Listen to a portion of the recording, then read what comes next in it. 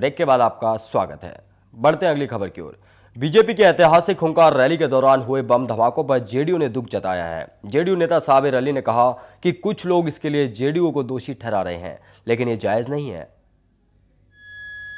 जो बम फटा है अफसोसनाक है और मैं समझता हूं कि चिंताजनक है, लेकिन जिन लोगों ने भी किया, ये षड्यंत्रकारी में जो महारत हासिल लोग रखते हैं, ये उन्हीं का कारनामा हो सकता है।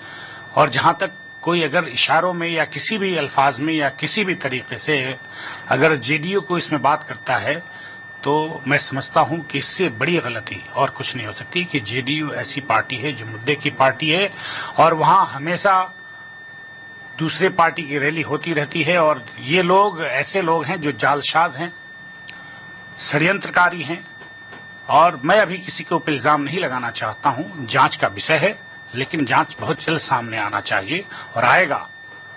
और इससे बम फटने से सनसनी कहां फैलती है, किसको फायदा होता है, मीडिया का अट्रैक्शन कैसा होता है, ये किसका षड्यंत्र हो सकता है और ये इंटेंशन इस तरह का किसका रहता है, ये जनता जरूर फैसला करी और जांच एजेंसी जल्दी पकड़ के लाएगी, चाहे वो पाताल में भी रहेगा, ढूंढ के लाएगी कि ये कौन लोग किए। बिहार में बीजेपी के प्रधानमंत्री उम्मीदवार और गुजरात के मुख्यमंत्री नरेंद्र मोदी की हुंकार रैली में 8 बम धमाकों से दहशत का माहौल बन गया था। राशिद अल्वी ने धमाके पर प्रतिक्रिया देते हुए कहा कि इस बात की जांच की जानी चाहिए कि धमाके के लिए जिम्मेदार कौन है। देखिए, बहुत दुर्भाग्यपूर्ण है, लेकिन इससे पहले भी देश के अंदर कुछ संगठन ये काम कर चुके हैं, कुछ लोग जेलों के अंदर भी हैं। बिहार की सरकार को चाहिए कि तमाम बातों पर गौर करे, गुनहगारों को पकड़े, और इसमें यह भी देखना पड़ेगा कि कुछ संगठन शायद सोचते हैं कि इस तरीके की हरकत से उनको फ़ायदा पहुंच सकता है, लेकिन इस तरीके का काम जिसने भी किया है उसके खिलाफ सख्त कार्रवाई होनी चाहिए और उसका चेहरा देश के सामने आना चाहिए। चूँकि 5 विधानसभाओं के चुनाव हैं, उसके बाद 2014 में पूरे देश का चुनाव है। ये बहुत अहमियत रखता है कि ये पता चले कि इन तमाम आतंकी हमलों के पीछे कौन है, कौन आतंक फैलाना चाह रहा है। इतनी सिक्योरिटी के बावजूद अगर ये धमाके हुए हैं तो ज़रूर इसमें लोकल कोई ना कोई शामिल ज़रूर होगा। तो बीजेपी कांग्रेस नेता राशिद अल्वी यहां पर साफ तौर पर कहते आए कि इसकी जांच होनी चाहिए, क्योंकि ये 5 राज्यों में विधानसभा चुनाव है, आने वाले समय में लोकसभा चुनाव भी हैं। अगर इस तरीके से आतंकवादी गतिविधियां होंगी तो देश की सुरक्षा कैसे की जाएगी। कांग्रेस ने बीजेपी और एसपी पर ध्रुवीकरण की राजनीति करने का आरोप लगाया है। कांग्रेस नेता राशिद अल्वी ने कहा कि एक और बीजेपी देश में ध्रुवीकरण की राजनीति कर रही है, तो वहीं यूपी में एसपी भी ऐसी ही राजनीति करने में लगी हुई है। अल्वी ने कहा कि ऐसी राजनीति देश को जोड़ती नहीं है, बल्कि देश को तोड़ती है। उन्होंने कहा कि इन दोनों पार्टियों की राजनीति राष्ट्रहित के लिए अच्छी बात नहीं। हर दबाव के बीच भी वो मुझे बिहार लाने के लिए आग्रह कर रहे थे। कभी सुशील जी का फोन, कभी नंदकिशोर जी का फोन, कभी कैलाशपति मिश्रा जी का संदेश, कभी गिरिराज जी का उत्साह, कभी अश्विनी जी का हुक्म, ये आते रहते थे। और उधर से गठबंधन पर खतरे की खबरें दी जाती थी।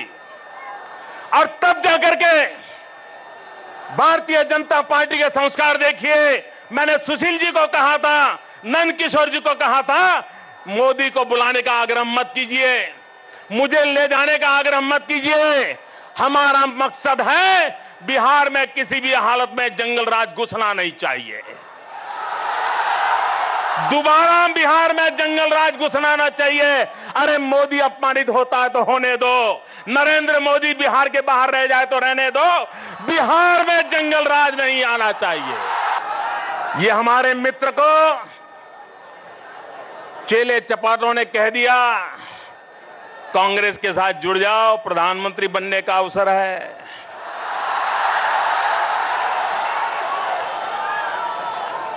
ख्वाब देखने लगे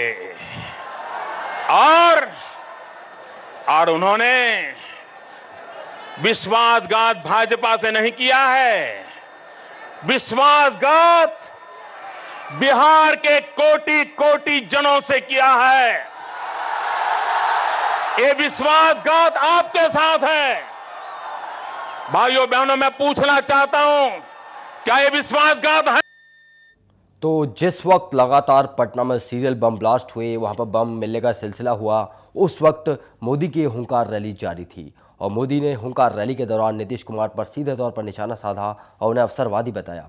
उन्होंने एक बात और कही थी कि हाँ, मैं गुजरात में नीतीश कुमार आए थे और वहां पर उनका काफ़ी सम्मान हुआ था। इस बारे में क्या कहा नरेंद्र मोदी ने, आप सुनिए खुद। प्रधानमंत्री की टेबल पर हम और हमारे बिहार के मित्र मुख्यमंत्री दोनों एक ही टेबल पे भोजन पे आ गए। भोजन परोसा जा रहा था, लेकिन वो खाना खा नहीं रहे थे, इधर उधर देख रहे थे, चारों तरफ देख रहे थे। मैं प्रधानमंत्री के सामने देखूं, उनके सामने देखूं, मैं परेशान था कि भाई बात क्या है। फिर मुझे समझ में आया।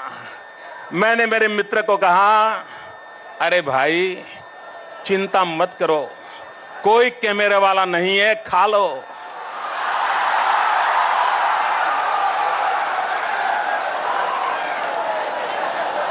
हिपोक्रेसी की भी सीमा होती है। तो साफ तौर पर यहां पर मुख्यमंत्री, बिहार के मुख्यमंत्री नीतीश कुमार पर निशाना साधते हुए नजर आए बीजेपी के प्रधानमंत्री पद के उम्मीदवार नरेंद्र मोदी। उन्होंने यहां पर राहुल गांधी को भी नहीं बख्शा। उन्होंने राहुल गांधी की शहजादे वाली बात को लेकर, जिस पर कांग्रेसियों को लगातार आपत्ति थी, उस पर भी उन्होंने जमकर निशाना साधा। उन्होंने बोला, अगर कांग्रेस चाहती है कि मैं शहजादा ना बोलूं तो उसे परिवारवाद खत्म करना होगा। हमारे कांग्रेस के मित्र बहुत परेशान है, बहुत परेशान है, नींद नहीं आ रही है, बेचैन है, और वो कह रहे हैं। यहाँ पर राहुल गांधी पर साफ तौर पर सख्त हुए नरेंद्र मोदी। उन्होंने कहा कि शहजादा मैं बोलना छोड़ दूंगा, मगर कांग्रेस को पहले वंशवाद छोड़ना पड़ेगा। इसी तरह जिस तरीके से नरेंद्र मोदी की लोकप्रियता लगातार बढ़ रही है, उनकी रैलियों में जिस तरीके जन सैलाब इकट्ठा हो रहा है, उनके विरोधियों के सुर भी उसी तरीके से तीखे होते जा रहे हैं। इसी सुर में जैसे उन्होंने अपने विरोधियों के लिए क्या कहा आज, वो भी हम आपको सुनाते हैं। भाइयों बहनों,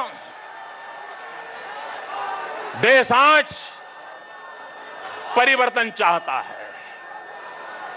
चारों तरफ से हम पर कीचड़ उछाला जा रहा है, कोई बाकी नहीं, गली मोहल्ले से कीचड़ उछलता चला जा रहा है। पूरे देश में एक ऐसा माहौल बना गया है।